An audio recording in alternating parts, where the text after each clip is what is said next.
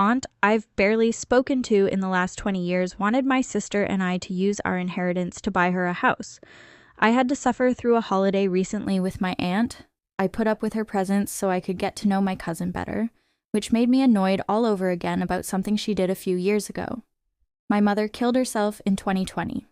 As a consequence of this, my sister and I received a large inheritance from our grandfather's estate, mother's father, obviously, enough to buy a house with. My dad sorted out the details of the taxes we had to pay on the inheritance for us. We offered him a third share to take care of himself, but he stated he didn't want to touch the money.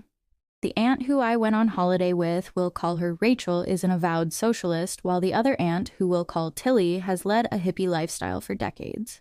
They're both in their 60s and are my dad's sisters. Because of their chosen lifestyles, they don't have much in the way of savings, but they're adults. They chose their lifestyle, and they have to live with the consequences of that.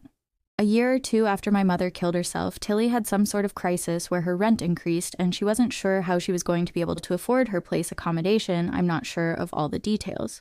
What I do know is Rachel reached out to my dad, not to my sister or I, but my dad, with the suggestion that we use our inheritance, which we inherited from the other side of the family, our mom's dad, to buy Tilly a house, which she would then leave to us in her will. So I would have to wait until my middle age to get access to my own money to buy a house with. This is a person we've barely spoken to in the last 20 years. The audacity of this was absolutely amazing and made the holiday even more annoying, as I feel certain their attempts to get closer to us have partly to do with our money. Rachel's behavior on the holiday was also pretty irritating, asking inappropriately personal questions, "Were you close with your mom?" Acting childishly upset because we were late to events she wanted to go to, etc.